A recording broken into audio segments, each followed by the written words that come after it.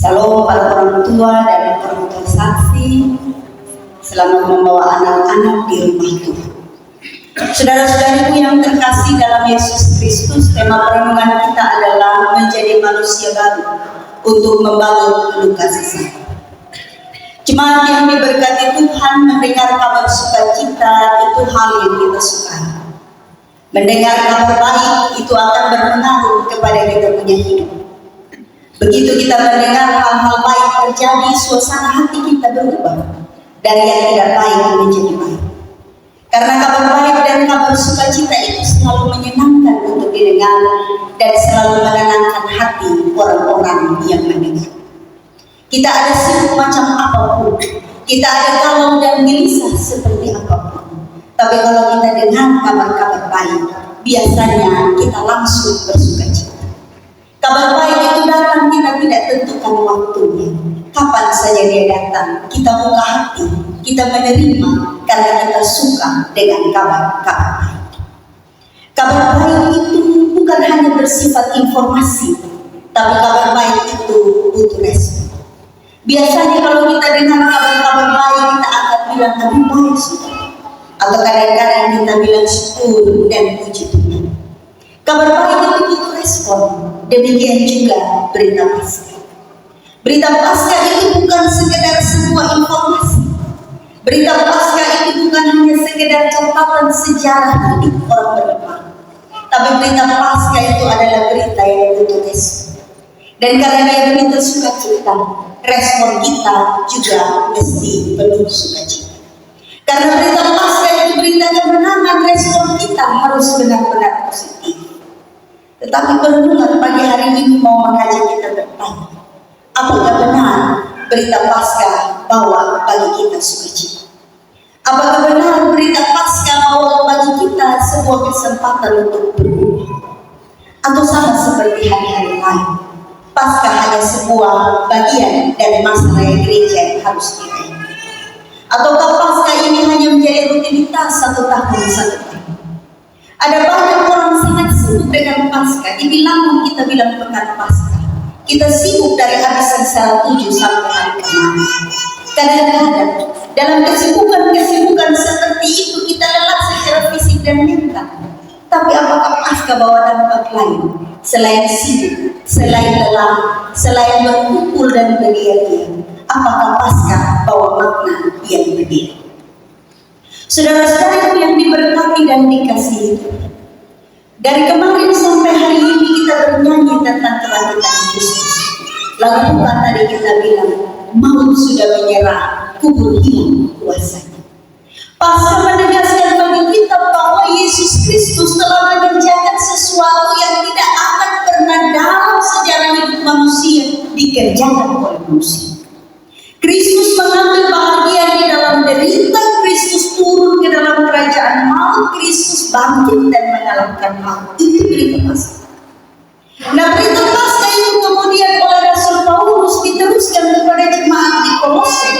Dan berita itu bukan hanya sekedar berita, tapi Paulus ajak jemaat di Kolose untuk memulai sesuatu yang berbeda setelah dengan berita Paskah. Jadi bukan hanya dengar dan bersuka, bukan hanya dengar dan bersorak-sorai kemenangan, tapi dengar lalu harus ada respon lewat akta hidup tiap-tiap hari. Maka Paulus mulai dengan bilang kepada jemaat di Kolose, kamu telah dibangkitkan bersama-sama dengan Kristus. Jemaat Tuhan yang terkasih, ini pernyataan yang kuat. Kenapa kuat? Karena Kristus itu mati untuk kita. Kristus mati untuk manusia yang dalam kelemahannya tidak mampu menebus dirinya sendiri. Kristus mati agar manusia tidak lagi perlu untuk turut melakukan hal yang sama karena manusia tidak bisa. Kristus turun dalam kerajaan maut, mati dan mengalahkan maut, dan itu berarti bagi kita Kristus yang bangkit turun membangkitkan orang-orang percaya. Benar, bangkit itu Kristus yang kerja. Tapi yang menikmati kuasa kebangkitan adalah orang-orang yang percaya kepada Kristus. Maka sama seperti apa yang kita bilang dalam perenungan Paskah kemarin, kita tidak bisa hidup seolah-olah kita orang-orang mati dalam dosa. Kita tidak bisa hidup seolah-olah kita orang yang Kita tidak boleh hidup sebagai orang-orang yang berkubang di dalam kesalahan kesalahan. Kita mesti bangkit karena Kristus bangkit. Dan kebangkitan Kristus itu bukan fenomena. Kebangkitan Kristus itu sebuah pernyataan bahwa tidak ada apapun mengalahkan kuasa kebangkitan Kristus. Yang paling jahat di dunia ini, orang jahat sekalipun yang dia menghadirkan maut saja. Tapi kalau Kristus mengalahkan maut, tidak ada yang bisa lebih jahat dari itu. Tidak ada yang bisa lebih berkuasa dari itu. Kristus bangkit membangkitkan kita, maka kita tidak bisa lagi hidup sebagai orang-orang mati. Kita mesti bangkit karena Kristus benar. Paulus bilang kalau kita menjadi orang-orang yang bangkit bersama Kristus, carilah perkara yang di atas di mana Kristus ada duduk di sebelah kanan Allah. Terhadap kalimat ini orang banyak menafsir bahwa Rasul Paulus bilang orang-orang percaya tidak boleh sibuk urus dunia, mesti sibuk urus perkara yang di atas, karena Kristus perintah demikian. Jemaat yang terkasih, perkara dunia ini bagian hidup manusia, karena kita hidup di dalam dunia. Kita harus berurusan dengan perkara dunia, tetapi kita punya landasan untuk berperkara dengan perkara dunia adalah perkara yang di atas. Sederhana kita mau bilang, kita urus urusan dunia, tapi dengan meminta hikmat dari Tuhan yang ada di atas. Orang yang dibangkitkan bersama Kristus, dia punya konsentrasi hidup, dia punya pusat hidup, dia punya motivasi hidup adalah Kristus yang bangkit. Maka dia bertanya kepada Kristus yang bangkit, apa yang mesti saya lakukan ketika saya berhadapan dengan perkara-perkara dunia yang tidak gampang. Kalau kita berhutang dengan perkara dunia, tetapi hanya dikuatkan oleh kemampuan kita sebagai manusia yang terbatas, kita akan kalah dan kita akan putus asa. Ada terlalu banyak orang yang mengandalkan dirinya mengurus perkara dunia, begitu kekuatan yang menjadi terbatas dia putus asa. Bukankah bulan lalu kita ada baca berita tentang ada seorang bapak umur 51 tahun gantung diri, pagi-pagi mayatnya ditemukan di Bukit Cinta, ada tak gantung di Bukit Cinta. Ada banyak orang mau urus perkara dunia, tapi pakai dia punya kekuatan, mengandalkan dia punya kekuatan, begitu habis dia punya kekuatan, dia juga habis di dunia. Paulus bilang, urus perkara dunia, tapi cari perkara yang di atas, di mana Kristus duduk di sebelah kanan Allah. Kenapa? Karena yang bangkit itu Kristus. Maka yang punya kuasa, yang punya kuat, yang mampu menguatkan dan menolong kita agar turut bangkit dari perkara dunia yang berat adalah Kristus yang bangkit. Maka kita mesti berhenti mengandalkan diri, karena kita cuma debu dari tanah yang fana. Kristus yang kuat, yang mampu menguatkan kita. Maka Paulus bilang selanjutnya kepada jemaat di Kolose, berubahlah dalam kehidupan yang lama ke kehidupan yang baru. Dia pakai bahasa simbolis, tanggalkan pakaian lama dan pakaian baru. Kenapa mesti menanggalkan yang lama? Paulus bilang bukan karena yang baru lebih gagah, tapi karena yang lama kotor. Bapak mama kita yang sudah dewasa ini paham bahwa pakaian yang sudah kotor itu kita pakai kembali, pasti dia bau soalnya. Juga pasti bikin kita akan terlihat kusam, dan pasti bikin kita bergerak badan menjadi lesu.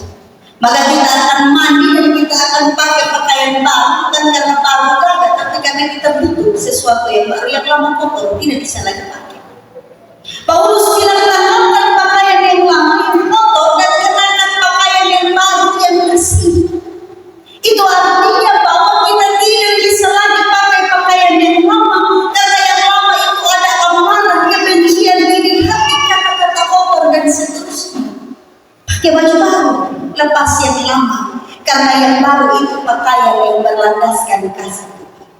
Pakaian yang baru itu datang oleh karena Tuhan menghadirkan bagi kita, sebab yang lama yang kotor tidak lagi layak. Maka kenakanlah belas kasih, kerendahan hati, kesabaran, kelemah lembutan.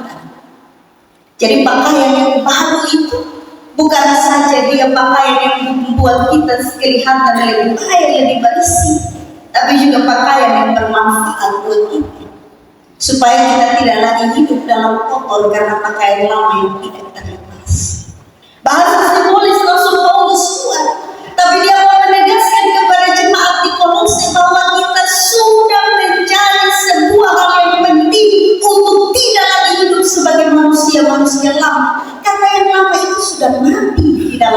bersama Kristus, yang baru bangkit bersama Kristus yang baru bangkit.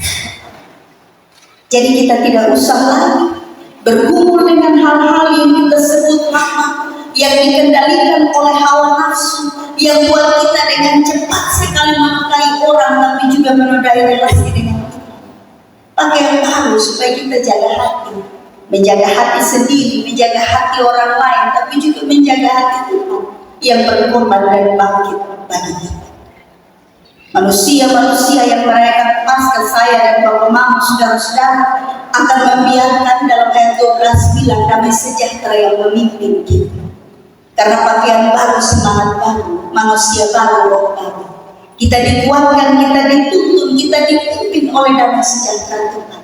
Bukan lagi pengandalan pada diri sendiri dengan kekuatan yang terbatas.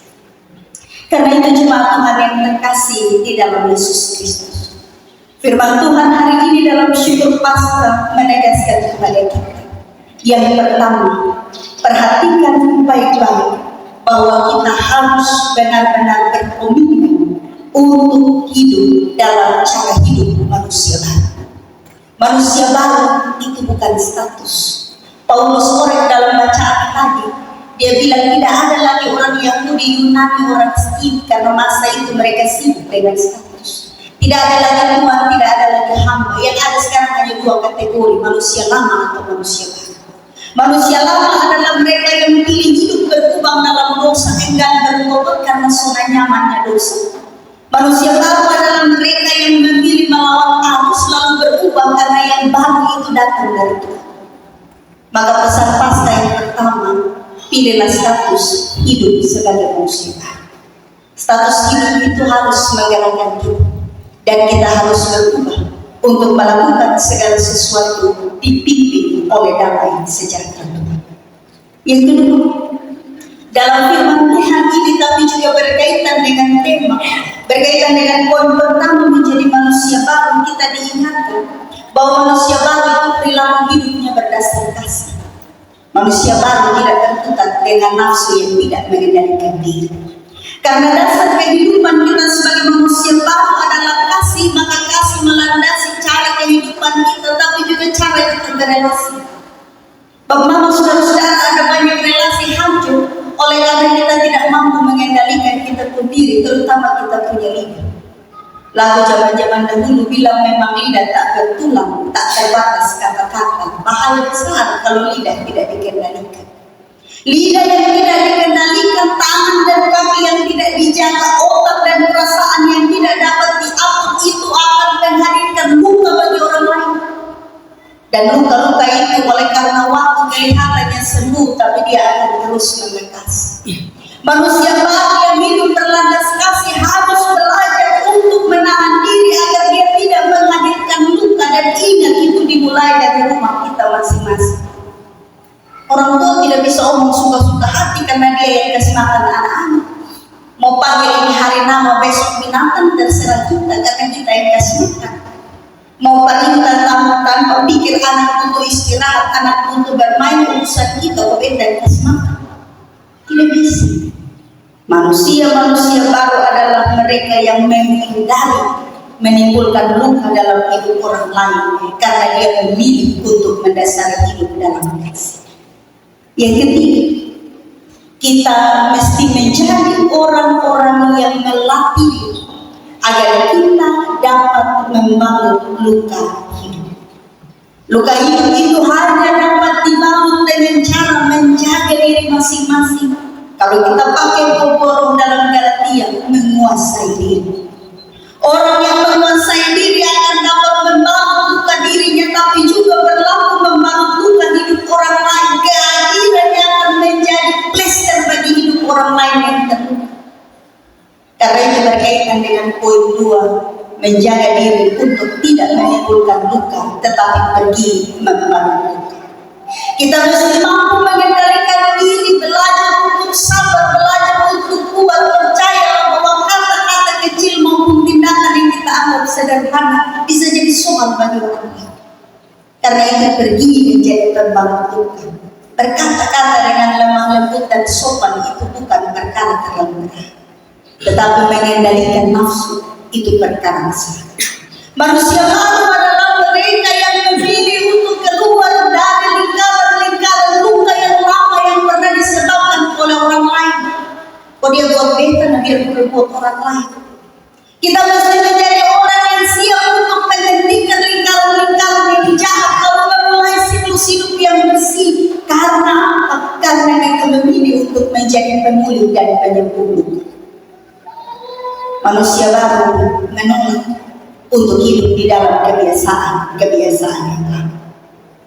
Saudara-saudaraku yang terkasih, karena itu, jika Jumat Agung bicara tentang pengobatan, maka Paskah mengingatkan kita tentang cinta kasih. Jika kita semua merayakan Paskah di dalam sukacita, di dalam banyak hal yang bisa kita lakukan, ingat Paskah itu butuh respon. Kita tidak bisa hanya bernyanyi dan berdoa. Kita tidak bisa hanya sibuk untuk bikin pelayanan menjadi padat dan bermakna.